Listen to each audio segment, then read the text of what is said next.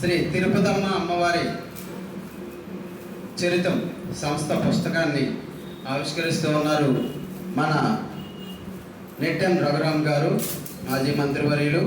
వారి దివ్యహస్తాలతో అమ్మవారి దివ్య చరితాన్ని ఆవిష్కరిస్తూ ఉన్నారు.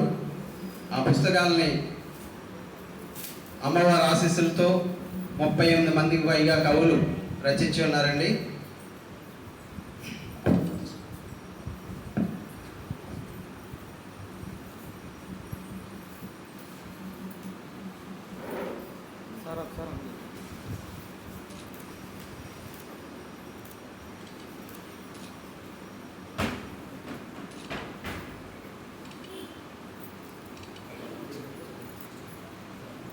అలాగే శ్రీ తిరుపతమ్మ అమ్మవారి దివ్య చరిత్ర పుస్తకాన్ని కూడా ఆవిష్కరించవలసిందిగా మరి సార్తో పాటు మార్కెటింగ్ యార్డ్ మాజీ చైర్మన్ శ్రీ దిందుపల్లి రమేష్ గారు సార్ కలిసి ఆవిష్కరించవలసిందిగా కోరుతున్నాం.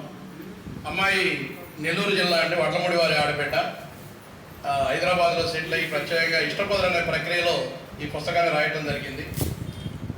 ఇది ఎందుకు చెప్తున్నా అంటే వడ్లమూడి ఆడబిడ్డ వడ్లమూడి వారికి ఆలయానికి సంబంధాలు ఉన్నాయండి. ఇక్కడ జలబిందులు అనే కార్యక్రమం జరుగుతుంది.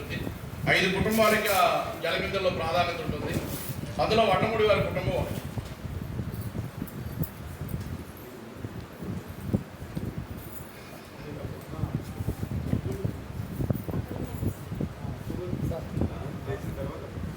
ఉన్నాయి సార్ ఒకసారి